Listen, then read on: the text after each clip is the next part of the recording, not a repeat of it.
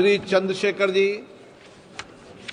माननीय अध्यक्ष जी, धन्यवाद कि आपने मुझे ये प्रश्न पूछने का मौका दिया। मैं मंत्री जी से पूछना चाहता हूं अध्यक्ष जी आपके माध्यम से कि आंगनबाड़ी बहनें बहुत काम करती हैं और ये एक अच्छा विस्तृत कार्यक्रम है। क्या आंगनबाड़ी बहनों के वेतन जो मानदेय उनको मिलता है वो कितना है, और अगर ये सम्मानजनक मानदेय है उसकी भी जानकारी दें, और ये सम्मानजनक मानदेय नहीं है आपके, जब आप इसका उत्तर देंगे तो ये भी बता दें कि क्या उनके वेतन वृद्धि की कोई कार्यक्रम, कोई आपके पास रूपरेखा है, क्योंकि ये काम तो बहुत दिया जाता है लेकिन उस तरह का सम्मानजनक मानदेय सर उनको नहीं मिलता। धन्यवाद सर। अध्यक्ष महोदय, क्योंकि आंगनवाड़ी की जो कार्यकर्ता हैं वो कार्यकर्ता उसी ग्रामीण उसी क्षेत्र के होते हैं और उनको 6 घंटे के लिए हम उनसे काम लेते हैं।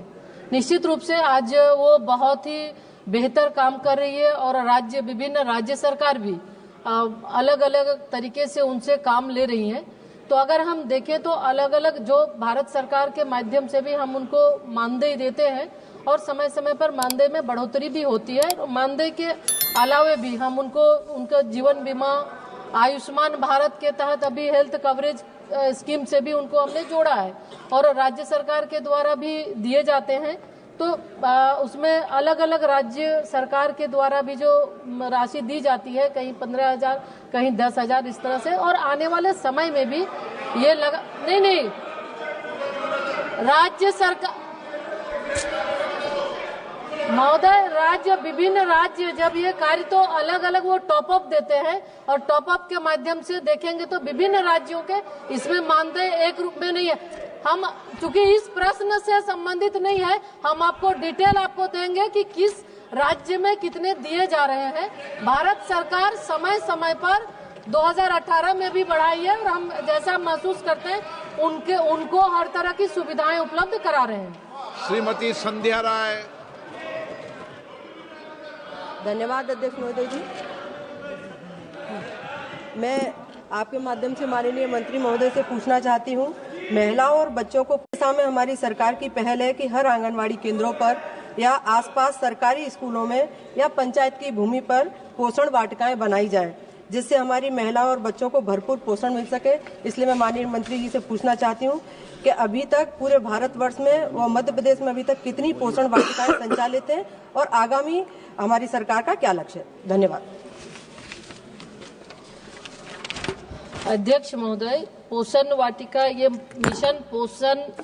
मिशन आंगनवाड़ी पोषण 2.0 के तहत हम आंगनवाड़ी केंद्रों को सक्षम बना रहे हैं। अभी तक पूरे देश के अंदर 2 लाख आंगनवाड़ी केंद्रों को स्वीकृति दी जा चुकी है सक्षम आंगनवाड़ी निर्माण के लिए। तो उसके लिए सक्षम आंगनवाड़ी में पोषण वाटिकाएं भी होती है और पोषण वाटिका के साथ साथ बेहतर उसमें आधारभूत संरचना, टॉयलेट की व्यवस्था हो, पानी पीने की व्यवस्था हो, आरओ सिस्टम की भी व्यवस्था कर रहे हैं।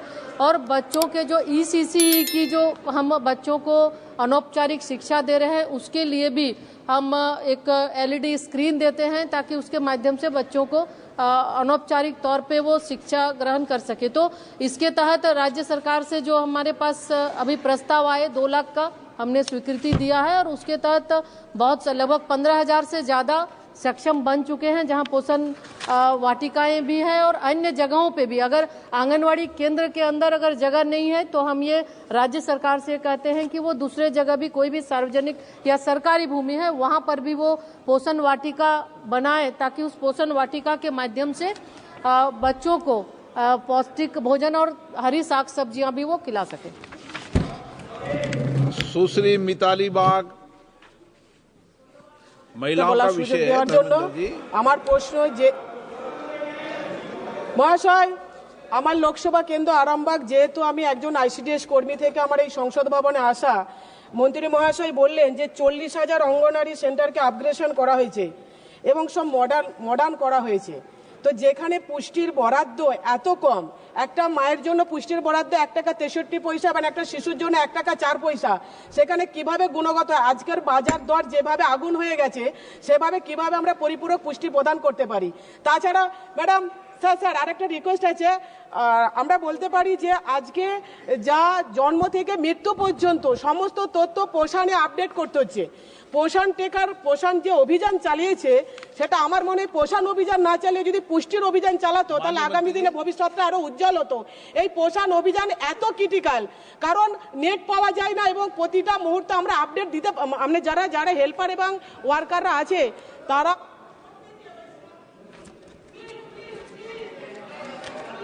अध्यक्ष आप कंक्लूड अध्यक्ष करें, क्या पूछना चाहते हैं? एक मिनट, क्या पूछना? আমার प्रश्न पूछे প্রশ্নের आप, উত্তর হচ্ছে भाषण नहीं देते हैं आप। আমার প্রশ্নের উত্তর যে आप प्रश्न पूछा करें, भाषण नहीं। আমার প্রশ্ন হলো যে বর্তমান যুগে যেভাবে জিনিসপত্রের নিত্য প্রয়োজনীয় জিনিসের দাম আগুন হয়ে যাচ্ছে, এত কম পয়সায় কিভাবে পুষ্টি বরাদ্দ করা যায়, কিভাবে পুষ্টিটা দেওয়া যায়? ओके मंत्री जी। अध्यक्ष महोदय, हम जैसा शुरू में ही हम कहे कि माननीय प्रधानमंत्री जी का लक्ष्य और उनके दूरदर्शी नेतृत्व से हम मिशन सक्षम आंगनवाड़ी पोषण 2.0 ताकि बेहतर सुविधा जो 10 करोड़ लाभार्थी हैं उन तक मिल सके उसके लिए कर रहे हैं। और उसी के तहत अभी 2023 में जो नॉर्म्स है बच्चों को कितनी कैलोरी देना है तो उस तरह एक नॉर्म्स बना, उसके तहत अभी माननीय वित्त मंत्री जी ने इस बजट में उन्होंने घोषणा भी किया है। तो बिल्कुल ये जो चिंता आपकी है ये चिंता सरकार की भी है और हम चाहते हैं कि जो बाजार मूल्य के आधार पर उन्हें मिल सके तो इस बजट में उसका प्रावधान भी हुआ है। आने वाले समय में जो आपकी चिंता है उसको पूरा किया जाएगा। लेकिन एक बात हम जरूर कहेंगे कि आप चूंकि पश्चिम बंगाल से आती हैं तो दीदी के एक बार আপনাকে বলতে হবে যে স্কিম যেগুলো চলছে একটু স্কিম ওইটাতে একটু ফাস্ট করতে বলবেন। অনেক অনেক স্কিমের নাম চেঞ্জ করে से चेंज करके वो करते हैं। Question number 66 doctor Prashant Yadav Rao Pandole. Question number 66। Honourable मंत्री जी कल पर रखा गया।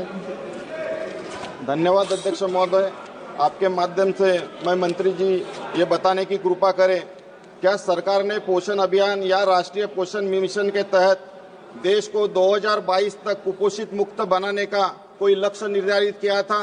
यदि हाँ तो उक्त अभियान के माध्यम से सरकार द्वारा हासिल की गई उपलब्धि का ब्यौरा दे और तथा उक्त अभियान को पूरा करने के लिए आई कठिनाई का ब्यौरा दे।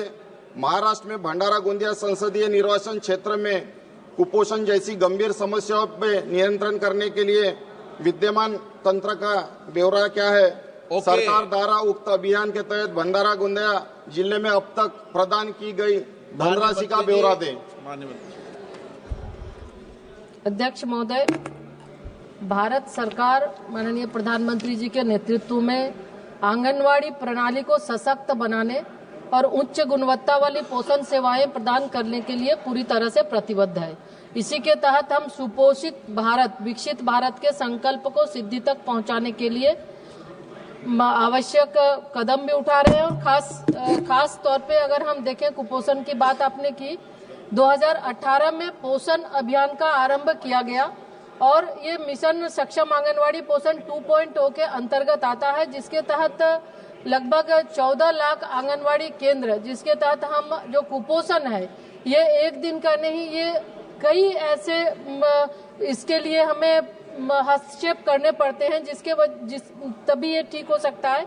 तो उसके तहत हमने जो पोषण अभियान के तहत लगभग 1 करोड़ से ज्यादा हमारे कार्यक्रम हुए, जिसके माध्यम से हम लोगों को जागरूक करने के लिए, चूंकि खान पान के साथ साथ जागरूकता भी बड़ी चीज है, उनको हम कैसे उनके बिहेवियर चेंज के लिए भी हम जागरूक करते हैं। और उसके साथ साथ लगभग कुपोषण की समस्या को से निपटने के लिए सामुदायिक सहभागिता, लाभार्थियों के सशक्तिकरण और सामाजिक उत्तरदायित्व को बढ़ाने के लिए प्रतिवर्ष पोषण माह और पोषण पखवाड़ा के माध्यम से हम गतिविधियां आयोजित करते हैं। और अभी तक अगर देखें तो लगभग 13 करोड़ गतिविधियां हुई है, जिसके माध्यम से हम लोगों को जागरूक करते हैं और हम अपने कार्यक्रम के माध्यम से उन तक जो हमारे 10 करोड़ लाभुक हैं बच्चों की, हम जो सैम और मैम बच्चे हैं उनको हम THR के माध्यम से और उनको